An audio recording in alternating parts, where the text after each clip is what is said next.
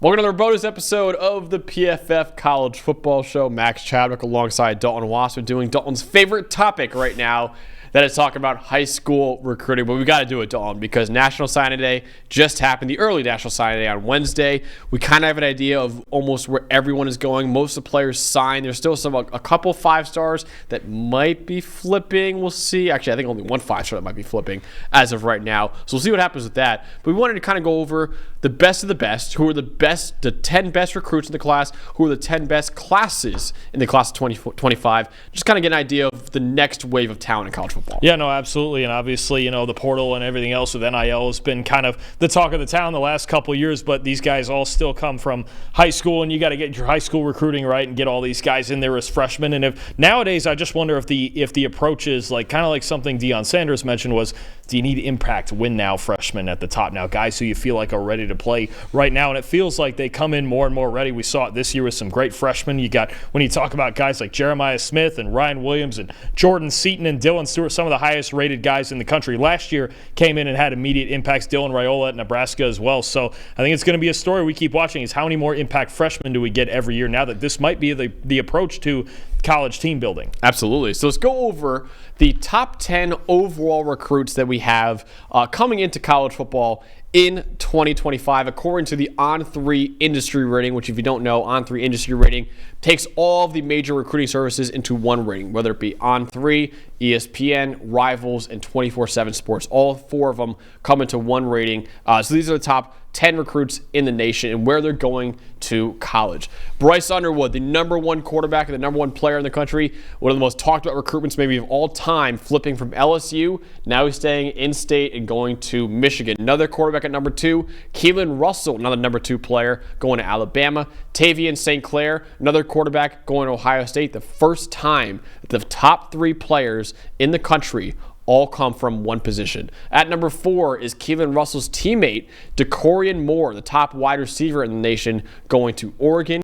Elijah Griffin, a defensive lineman, at number 5, going to Georgia. At number 6 for Eli's Volunteers is David Sanders Jr., the offensive tackle. And Dalton, this is a recruitment that really came down on the wire. People thought he was going to flip to Ohio State, but yesterday he signed with Tennessee. So he's going to be a Tennessee Volunteer next year. But speaking of Ohio State, they did get the best corner in the nation, and Devin Sanchez going to the Buckeyes. At number 8, Isaiah Gibson, the edge defender, going to Georgia. So Georgia has the best defensive lineman in college football and the best edge defender in college football going there.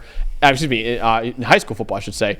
Justice Terry at number 9, defensive lineman, going to Texas. We actually found this out recording today, Dalton. Everyone thought he was going to go to Georgia and make it an unreal defensive line class for Georgia. We actually decided to go to Texas instead. So he's going to Texas. And then number 10, DJ Pickett, going to LSU, the cornerback. So anyone there in that top 10 that you think could make an immediate impact to their schools next year? Well, I think you just have to look at those top 3 guys at the quarterbacks, and especially the first one with Bryce Underwood, who very well could go in there and start as a true freshman. There's really nothing in his way right now at Michigan unless they get someone in the portal. And, you've talked about him as a guy kind of comp to Trevor Lawrence or a guy like that who might be, some are saying one of the best high school recruits they've ever seen. 6'4", 214, cannon for an arm, good athlete. He's getting a lot of pro comparisons, and surely, part of it too is the NIL battle that was had between Michigan and what it was LSU before that he was committed to. And I mean, $12.5 million will talk too when you talk about that part of it. But no, Underwood could he could start day one at Michigan and make an impact there. And Michigan's building, I think, a big-time recruiting class as well that we're not used to seeing under Jim Harbaugh. They weren't always at the very top of these recruiting rankings. They wanted to get the guys that they wanted to develop. Now they're getting into the top end of the pool, and they're trying to build this thing with a talent level similar to an Ohio State, even though they're beating Ohio State every year anyway. Absolutely. Another guy I think can really make an immediate impact is the best non-quarterback in the class. That is DeCorian Moore. Because if you can think about it, Tez Johnson's probably gone. Evan Stewart's probably gone as well. So you get DeCorian Moore coming in there. Yes, they've recruited really well at wide receiver before, but you're getting a top-end talent in DeCorian Moore going there. Really well-rounded receiver, great ball skills, great speed, even like a 10.4 in the 100-meter dash in high school, 24-foot jump, long jump as well. He is a freak athlete, and I think he could be an immediate impact player and a guy that that Dante Moore, the new quarterback for Oregon next year, is going to have a lot of fun throwing to. I mean, how many more weapons does Oregon need, and how many more freak true freshman receivers are we going to see after this year with Jeremiah and Ryan Williams and Cam Coleman and Ryan Wingo and all these other guys? I mean, they just keep coming. It feels like every year when we say the talent level at receiver couldn't possibly get any higher, and it just continues to. And to go to a perfect situation like that at Oregon where he's going to get used properly and he's going to be lined up all over the field just like all those guys you just mentioned, Oregon just has weapons left and right nowadays, and he's another one. So obviously the defensive lineman for Georgia might take a little bit of time. Yeah, how many does Kirby need? How many more defensive linemen does Kirby need? Yeah, they might not be impact players immediately because of just how many great recruits they had before that are ahead of them. One guy I wanted to point out, though, Dalton, is David Sanders Jr., because Tennessee's offensive line has been kind of a weakness for them this year.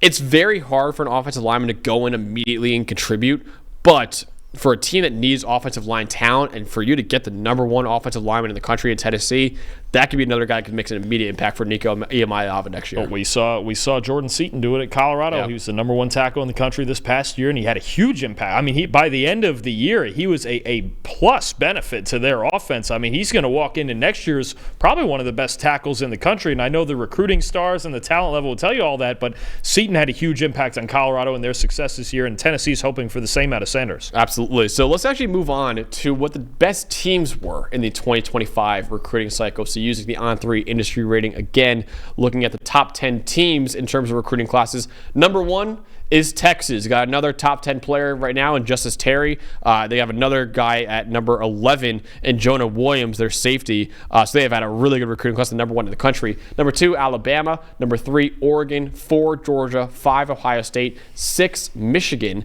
7, Auburn. 8, LSU. 9, Texas A&M. And number 10 is Tennessee. So, anyone in the top 10 you think had a really impressive class and you think it could be a huge class for their future? I mean, there's a whole lot of SEC in there, isn't there? I mean, man, oh man, and even the guys that aren't, SEC, you look at even Oregon, Dan Lanning, former SEC guy. I mean, this is still the part where they dominate the most is the recruiting. There's a lot of debates about what happens on the field and playoff committees and all that, but there's no question they still rule the recruiting grounds. I look at Steve Sarkisian there at Texas at the top, and I mean, the amount of talent that they have, it's just ridiculous. One of these years, they're going to put it together. Feels like they're going to put it together and win a national title. It's just too much talent going through there not to. Talk about 5 stars and 4 stars just loaded with them, and he knows how to coach them. So, I mean, you're going to continue to get wars in the SEC between all these teams, and it's always, the one I always look at that's always up near the top of these recruiting rankings is the Auburn Tigers, and I go, when is it going to come together and become wins, right? Is Hugh Freeze going to turn all this talent into wins here eventually? And maybe new quarterback Deuce Knight, I don't know if he'll start as a freshman, but that's a big deal. And, I think that's a team that feels like they should be able to play with the rest of the SEC, but they got to start turning it into victories and bigger, conference title games and playoff berths and things like that. I think Auburn's a team to watch here to see where they go from here. Absolutely. Auburn had the number 8 class in the country last year, and they have, again, a top 10 class in the country this year at number 6 in the country right now. So that's definitely... And one more to throw in there, just outside that top 10 at number 11 is the Florida Gators. And I know their recruiting trail has been a big story lately with the hot streak they ended the year on, and DJ Lagway being there, and Billy Napier keeping his job, and didn't they get red hot real late in this process here? Flipping guys from elsewhere and certainly from Florida State. I know that's a big deal, but Florida at number 11 kind of seizing the momentum of a late season surge there. Absolutely, and I want to shout out Michigan as well, because Michigan, obviously not a great year for them. 7-5, beating Ohio State constitutes a great year for almost any Michigan fan, anyways. But not a great year by their standards, going to 7-5. But yet they still brought in a great recruiting class. And Dawn, I think a big part of that is they stepped up the NIL efforts big time. This used to be a program that wasn't really, leading the charge at NIL. They're kind of letting other people do that and thinking, hey, we're just going to get our guys and develop them. Then they started to realize, hey, we got to get some top-end talent in here. So they stepped up the NIL efforts big time. They got Bryce Underwood basically because of that, the number 1 player in the country. They got one of the best offensive tackles in the country, and Andrew Babalola, the number 15 player in the country, and Dawn, the only 5-star, besides Justice Terry, who is not signed yet, but he just committed to Texas, who's going to go to Texas, I would imagine. It would be pretty insane if he flipped his commitment that quickly. But the only other 5-star that is not signed yet is Ty Haywood, another offensive tackle who's currently committed to Alabama. There is a lot of rumors right now that he will be flipping to Michigan. So if Michigan could add another 5-star offensive tackle, get 2 5-star tackles, in addition to the number 1 player in the country and a quarterback in Bryce Underwood, that is a major win for Sharon Moore in that recruiting class. So a big thing, I was just looking at this per On3. This is Michigan's highest ranking since 2019, and that was a class when you talk about Dax Hill. I'm looking at Mozzie Smith. I'm looking at several of the offensive linemen that had big contributions. Cornelius Johnson, David Ojabo. I mean, I just think DJ Turner. They had Eric All back then, who eventually transferred to Iowa. Mike Sainris still was in that class. You talk about that was a big-time class, a lot of it that spurred them toward a national title eventually when those guys became juniors and seniors. And if they can still get that high-end talent, it's been shown before, and then develop it right through that process, then you can still compete for national titles and not just have to, you don't have to take a step behind and only get the guys that you think, perfectly fit this program. You can get those talented guys and develop them your way internally. Absolutely. So, yeah, keep an eye on that. Ty Haywood, the offensive tackle committed to Alabama right now. Currently, besides Justice Terry, the only 5-star who has not signed yet. And there's still a lot of rumblings he might be flipping from Alabama to Michigan. So, see what happens there. But that's what we got for our breakdown of the 2025 high school recruiting class that's really all signing their letter of intent right now to be playing in college football next year. So these are a lot of the guys that are going to be learning very quickly next year. Obviously, Jeremiah Smith is the number 1 recruit last year, turned into an instant superstar at Ohio State this year. A lot of other guys like DJ Lagway were 5-star recruits. Ryan Williams were 5-star recruits. Colin Simmons, Dylan Stewart. A lot of these guys ended up being stars in college football. So it's worth noting who the next wave of stars are. But if you want more videos like this, let us know in the comments below. But that's kind of our breakdown of the 2025 high school football recruiting class. Make sure you guys stay tuned for more videos coming out very soon. Obviously, recapping Conference Championship weekend and, of course, previewing the college football playoff coming up very soon. Hey, thanks for watching another episode of the PFF College Football Show. Please make sure you guys subscribe to the channel. Also, subscribe to PFF Plus at subscribe.pff.com for all of the same data and grades that we use in our show, plus fantasy tools, betting tools, and our mock draft simulator.